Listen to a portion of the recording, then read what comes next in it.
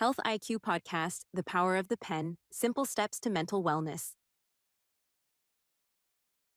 As we kick off 2026, we are embarking on a new mental wellness adventure.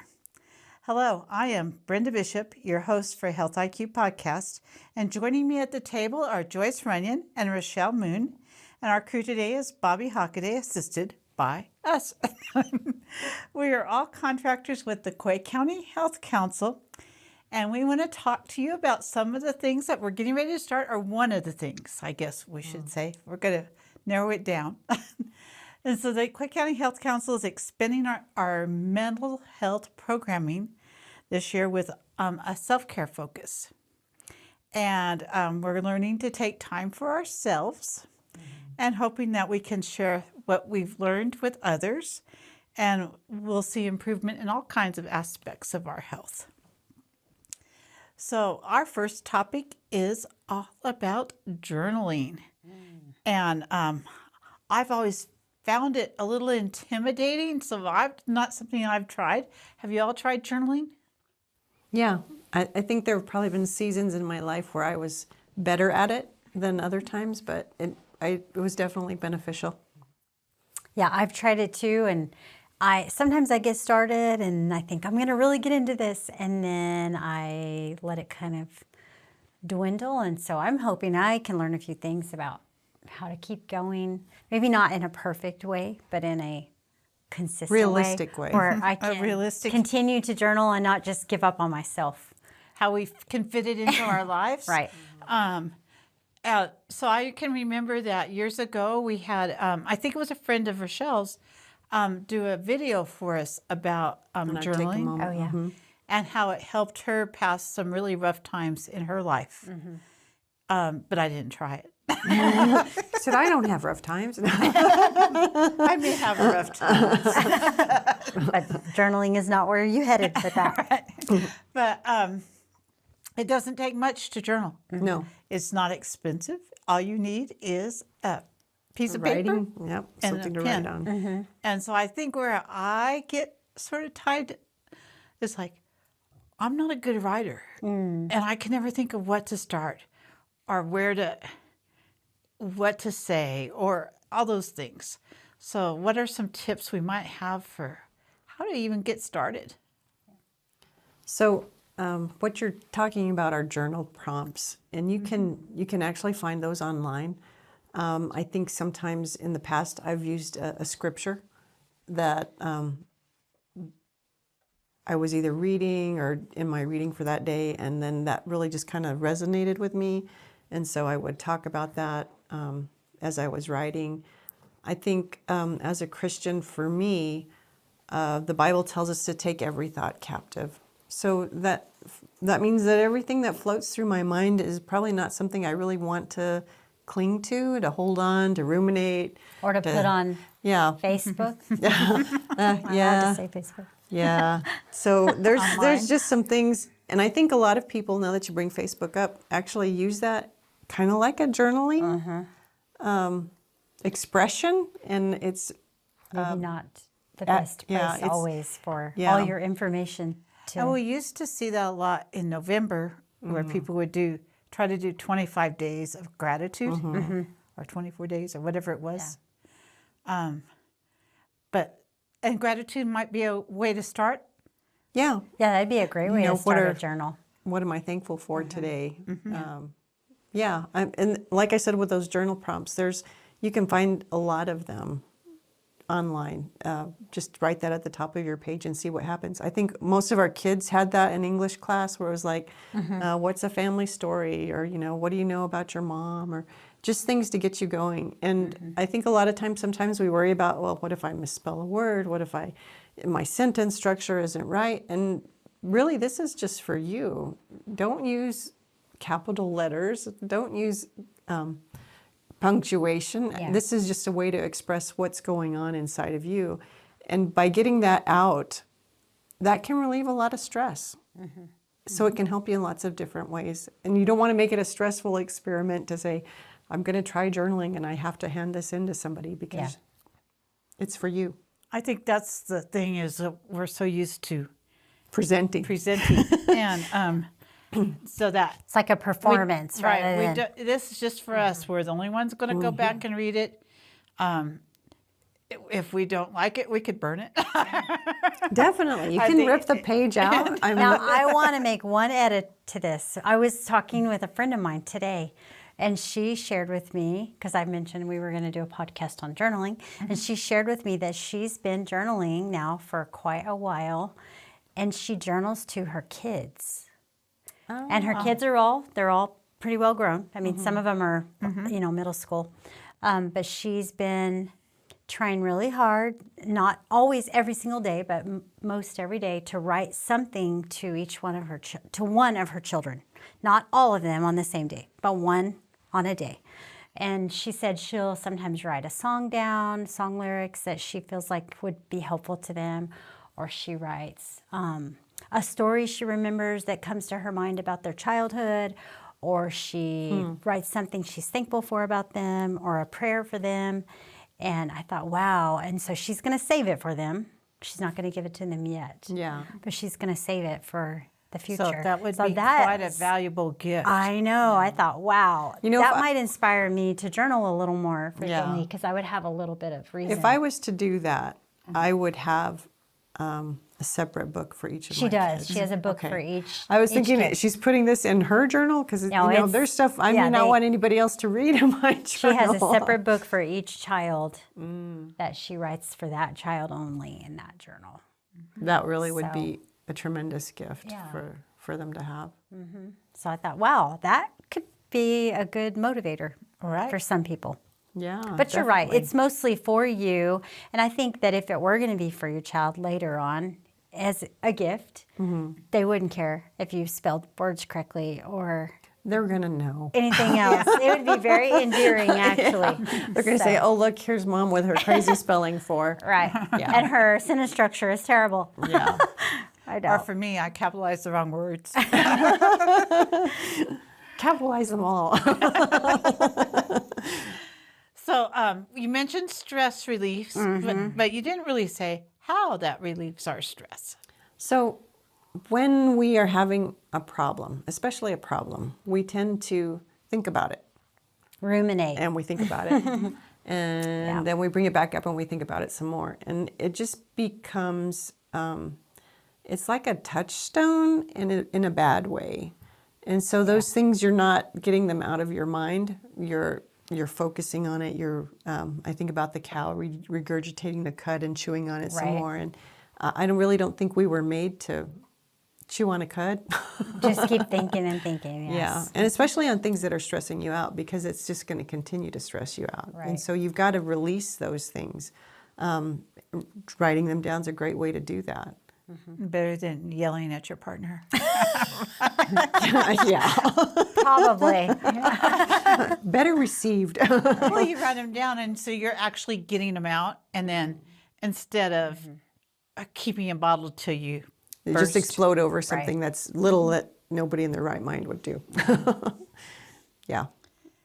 So, and you also talked about making yourself more aware or self-awareness. So, how do you feel that helps? Or how does that work, I guess? So I think, first off, I'll say we are all from dysfunctional families. And you don't Amen. realize that. And we create them as well.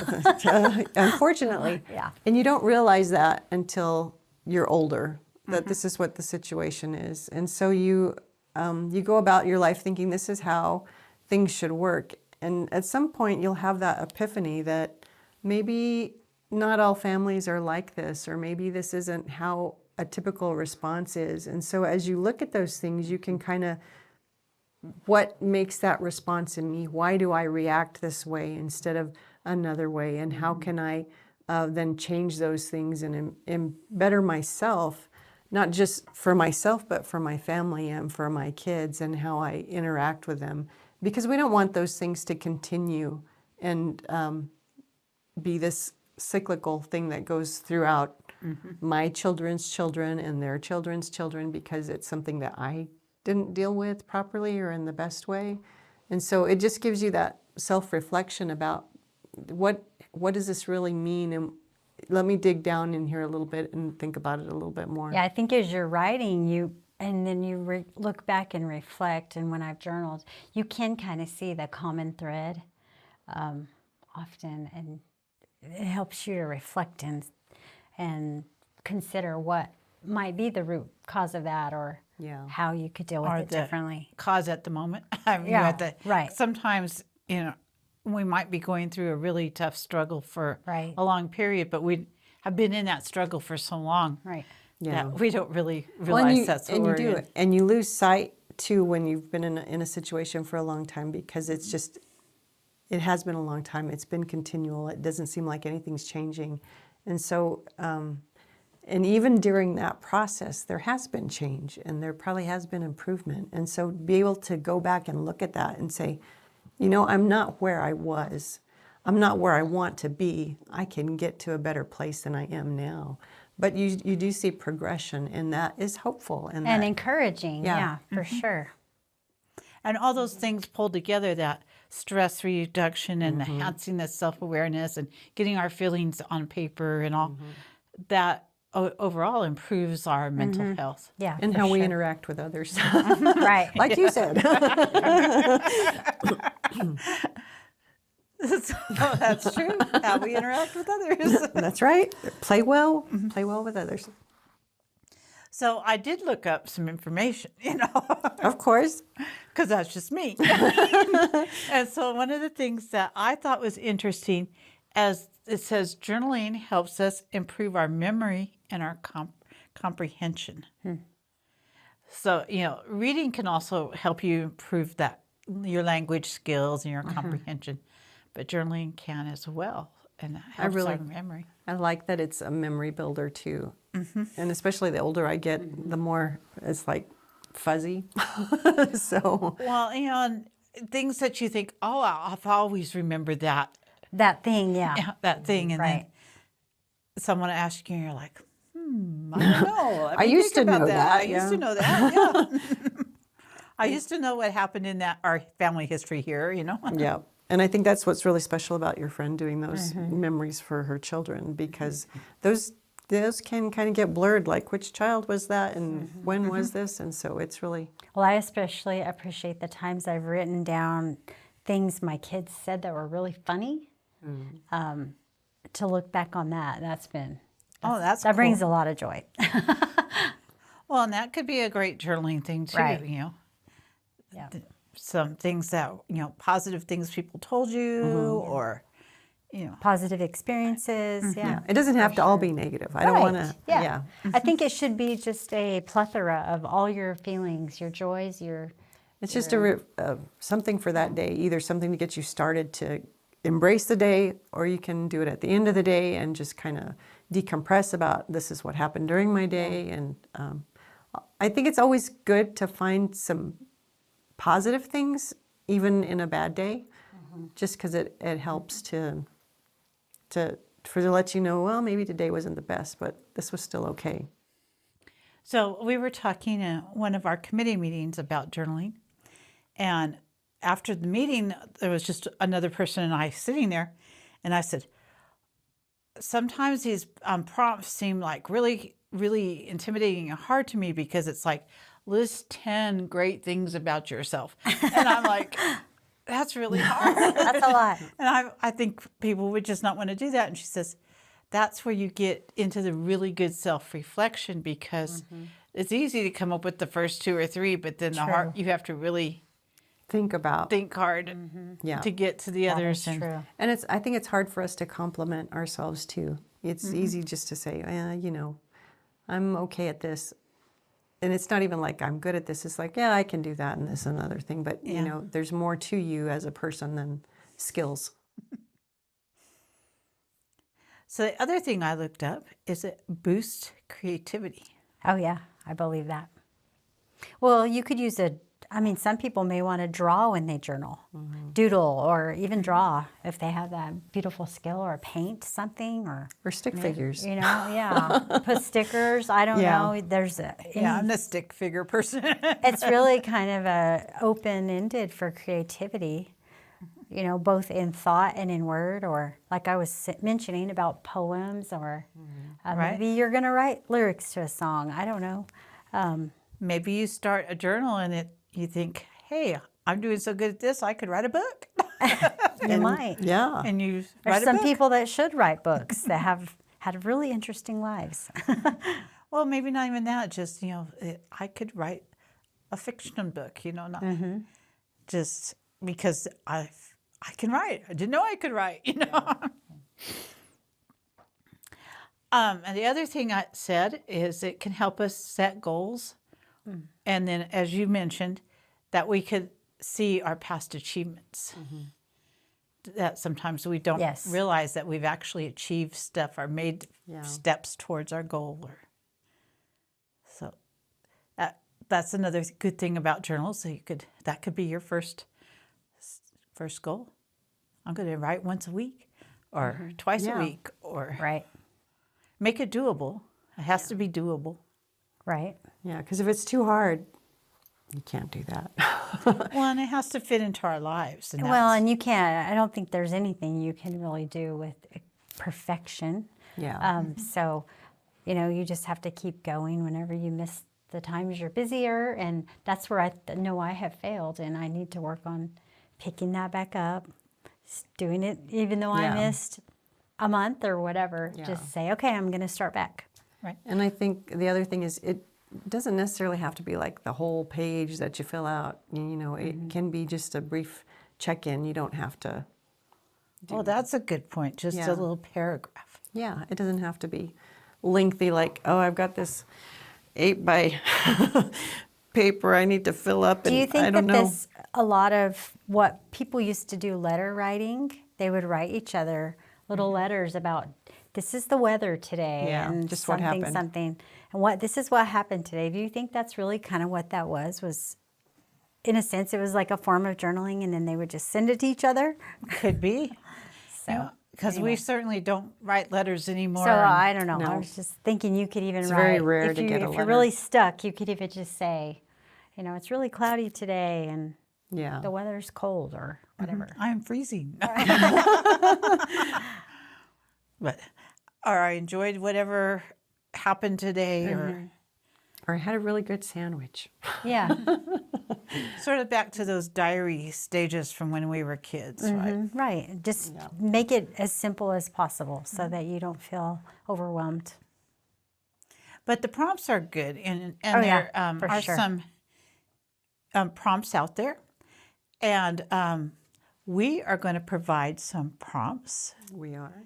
So we, starting in January, I think, we'll be posting a prompt a week. I think it is the committee decided, and they're already ready. So be watching our Facebook page for and our Instagram page for prompts, and that sort of reminds you to get out your journal and do that. And of course, Joyce did mention it, but having a set time helps. Yes. And so we'll set a time. I don't know what our time will be, but maybe it'll be a time that will be convenient for you to sit down and write for just a couple minutes on that little prompt. And they aren't too hard. No, some of them might be a little bit more challenging.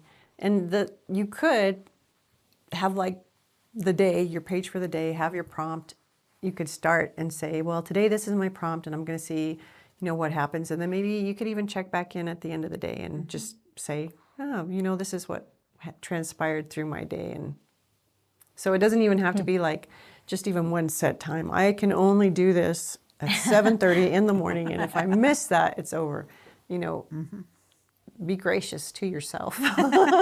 7:30 sometimes is a little too early. And if you participate in one of our workshops throughout the spring, you will get a nice journal Yes. with a whole list of prompts in it. And it's not giant. No, It's a nice little writing size. Nice. Yes, a little journal. So we do have some things to help you get started with journaling. And some of the other tips I saw was keep it simple. So don't worry about big words and or long, yeah, as you said, long things. So when you start, just worry about a few minutes and a few sentences, and Yep. it'll grow. Yes. And last was be honest. So be honest yeah. with yourself. So often I think we try to impress others thinking they're going to read this, and we may not be as clear and honest, but we're the ones that are going to read it, so we should be honest. Yeah. I really think that is very key, because we pretend a lot with a lot of people. And when you're journaling, you need to be real with yourself. And I think that's how you get the most benefit out of that, is if you just say, this is really where I am, and trying to go from there to somewhere else. Any last tips? Well, like Rachelle said, I think, just sometimes you might want to use a colored pencil, or use colored pencils and draw some things in there, or use some stickers, and make it fun. Make it something that reflects you, and not just words. Yeah. You Don't can have to just use do words. black ink. No.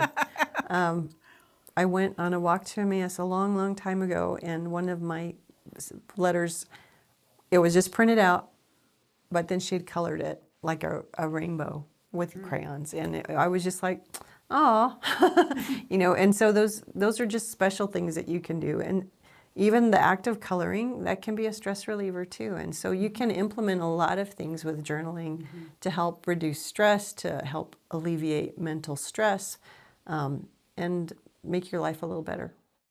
Okay.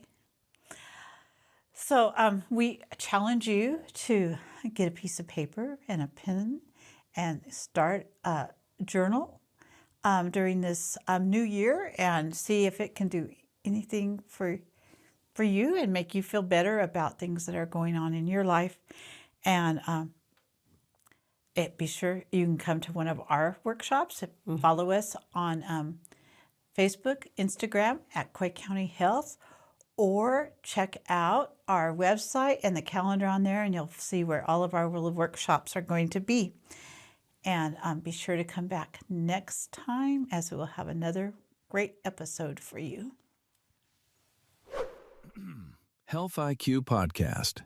Our discussion folks this episode: Rachelle Moon, Quay County Health Council Program Coordinator; Joyce Runyan, Quay County Health Council Assistant Coordinator; and Brenda Bishop, Quay County Health Council Coordinator.